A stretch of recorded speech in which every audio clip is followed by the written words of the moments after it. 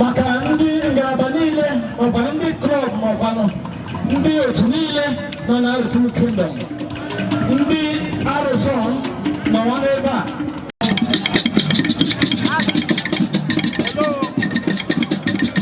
ndị Asaga abịawala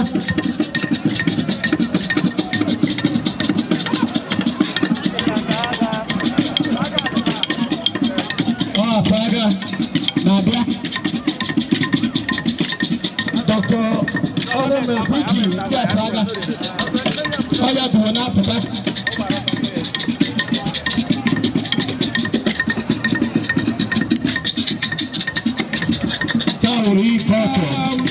ihe ọ bụla ndị Asaga na-eme ilezi anya ma bụkwa n'aka oge na ukwu arụ dị na ya amara m na maazị Ike Oizi n'aka ebe adị n'ebe a ọ dị so proud of Asaga dị ebe ọ nọ ya bịa kwado ndị bewo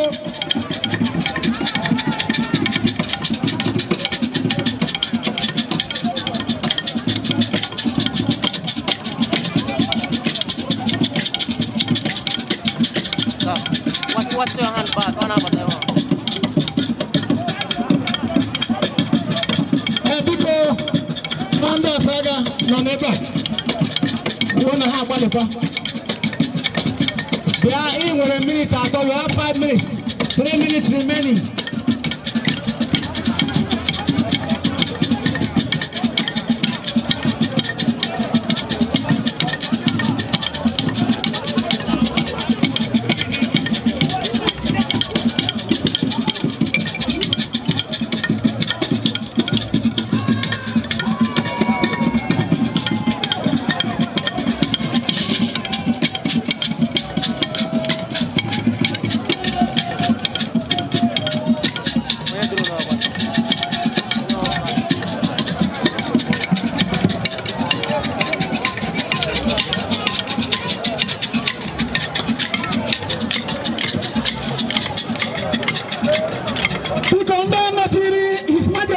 biko ịpụọ ndị mmadụ haziri His Majesty ndị ọbịa anyị ụzọ ịpụọ n'ebe nke ọ gafere your time is up ndị Asaga ahụ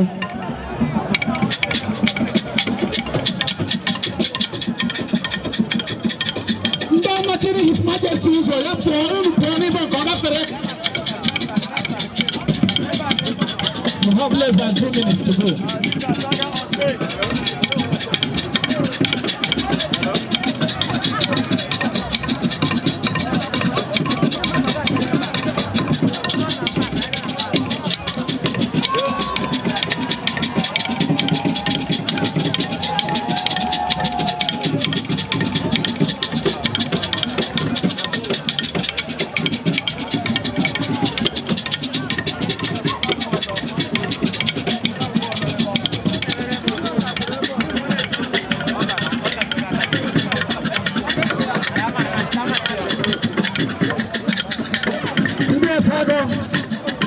Unu kwado na people ibi apụwa ndị Asaga ofuola nọ oge inye agwụla your time is over start going ị ga-aṅara ọmụ your time is over ndị Asaga your time is over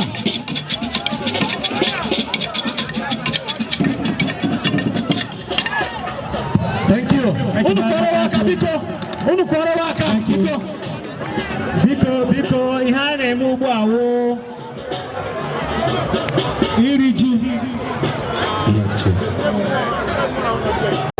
agba mbụ ọdairi ogwe agba abụ ọdairi ogwe agba nke atọ ọdairi ogwe agba nke anọ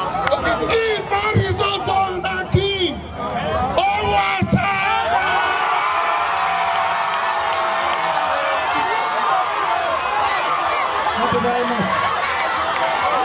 Asaga for the fourth time.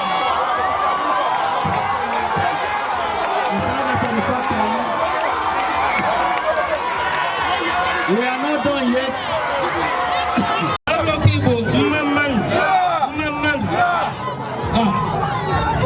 dịrị m ụtọ na m bụ nwa Aroke Igbo.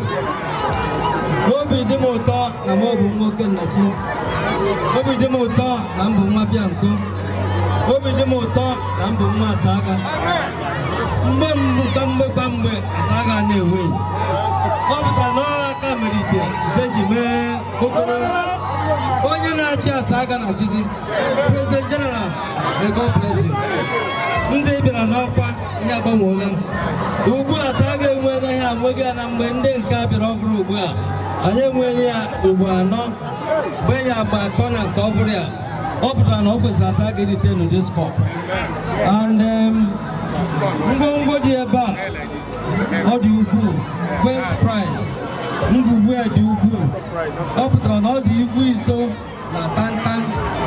Ibu iso na tantan ya President General ndị Asaga.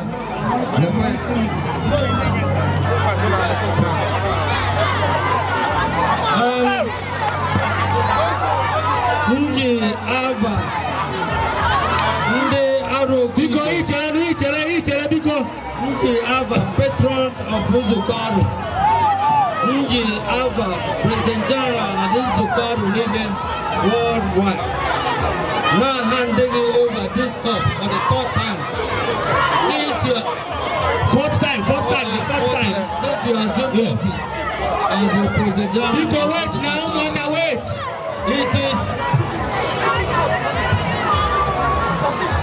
This is for keeps. This is for keeps. But I will promise I will bring a replacement. A better replacement. But this is for a keeps for you in your office as the most successful President General of all President General of our kingdom. Thank you very much. Because we are not done with Asaga yet. Hello? We are not done with Asaga yet. We are not done with them. We have another surprise. And that surprise, massive, if you don't go yet, the festival is Asaga Village. And so they are going away with another 50,000 naira. Okay, well,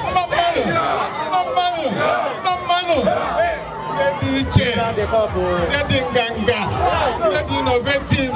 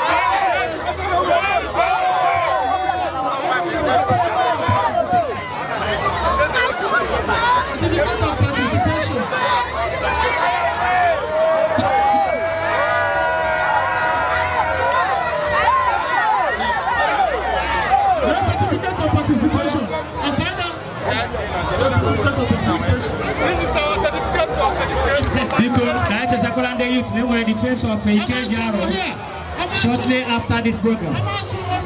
Shortly. Okay, this is our certificate for participation. Our certificate for participation.